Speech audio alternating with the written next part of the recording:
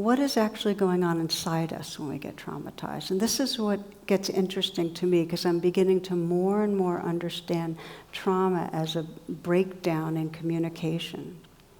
When we're an integrated person, we have communication going on through all parts of our body. There's a flow of energy and information moving through. But when we get traumatized, that breaks down. So there's certain parts of our brain that have evolved to monitor for danger. And what happens is when they get overactivated, in other words, when we've been traumatized and they're overactivated, they're constantly monitoring for danger, and they pick up on all sorts of triggers as, oh, this is trouble, that might be just associated in some way in the mind but are not really danger. So the body is constantly in a flush of stress and reactivity. And we're seeing the world basically, instead of through rose-colored lenses, through the lens of pure fear. And the way I've shared, and those of you that might be familiar with it, just to, for those that aren't, for me, the most useful way of understanding this breakdown in communication that goes with trauma is an image from Dan Siegel, who's a psychiatrist and author, where he says, okay, so this is your brain, this fist. You might want to make a fist yourself if you haven't done this before in particular. This is your brain, and if you open it up, this is your spinal column going up into the heel of the palm, the brain stem. And your thumb is your limbic system. Okay? And your brain stem and your limbic system work together to regulate arousal, fight, flight, freeze, emotions. Okay? The four fingers come over. This is your frontal cortex here. Okay? And your frontal cortex is, first of all, the cortex is thinking and reasoning, and the frontal cortex in particular, where your forehead is, that's the site of mindfulness. It's a site of compassion, the whole compassion network.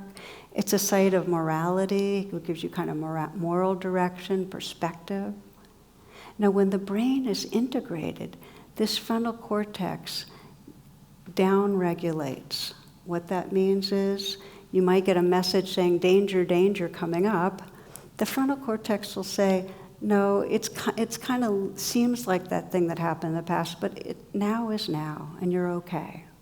And so that calms down the limbic system in there.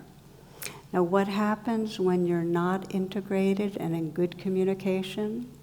In other words, when you've been traumatized and there's not good communication going on, and the frontal cortex isn't giving its information, is fear and messages of danger come up, and you flip your lid, okay? You basically totally lose contact with the frontal cortex. And so you're going around in an unintegrated state where this subcortical looping, all fear-based, is in control. It's hijacked your system. Now, here's what I didn't know until more recently was the stress chemicals, mostly cortisol, that flood through your system when we're really frightened, actually destroy neurons. And they particularly have an effect on the neurons that connect the more far-reaching parts of the brain, so that if you've been traumatized, there's less communication already between the frontal cortex here and the limbic system. And it's much more quick that you completely lose contact, and then you're living in that place of completely feeling like I'm in the thick of it. I'm in the thick of in danger with no really good ways to deal with it. That's the communications breakdown.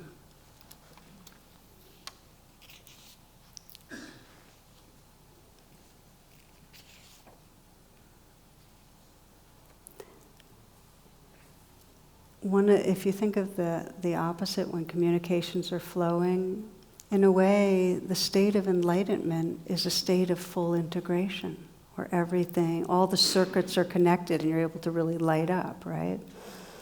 So not only do we have a communications breakdown internally when there's been trauma, but our interpersonal communications also breaks down.